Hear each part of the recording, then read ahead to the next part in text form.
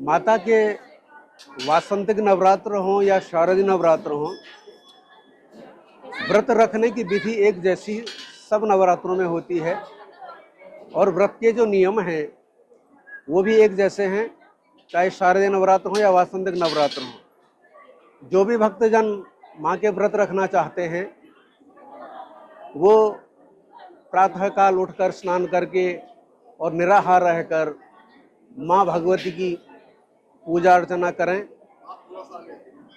स्वयं कर सकते हैं तो स्वयं करें, अगर किसी पंडित जी द्वारा कराना चाहते हैं तो वो करा सकते हैं, लेकिन इसमें श्रद्धा और भक्ति का होना नितांत आवश्यक है।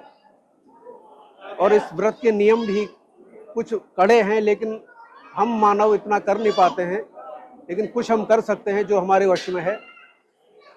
हमने किसी भी प्रकार का अन्न ग्रहण नहीं करना है, फलाहार ग्रहण करने हैं, जमीन में सोना है, पराये घर का अन्न नहीं खाना है, भक्षाभक्ष चीज़ें, जो चीज़ें हमने खानी नहीं चाहिए वो हमने नहीं खानी है, और सात्विक भोजन हमें करना है जिससे हमारा मस्तिष्क स्वस्थ रहे और हमारे विचार पवित्र रहें और माँ के प्रति हमारी अगाध श्रद्धा बनी रहे।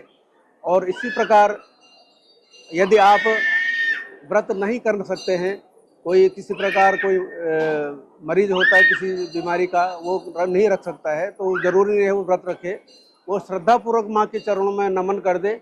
माँ भगवती जानती है, सबके हाल जानती है, और वो व्यक्ति सिर्फ श्रद्धापूर्वक माँ भगवती का स्तवन करें, वो व्रत नहीं रख सकते। जो रख सकते हैं वो नियम पूर्वक रखें, ऐसा हो ज़्यादा से ज़्यादा जितना वो नियम का पालन कर सके उतना करें, और सात्विक भोजन का ही प्रयोग करें।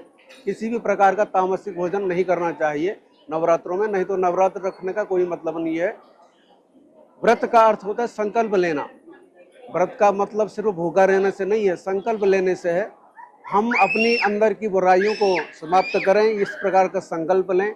हम समाज की बुराइयों का अंत करें, इस प्रकार का संकल्प लें।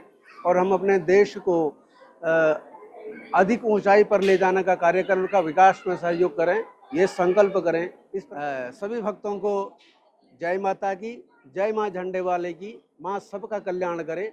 जय माता।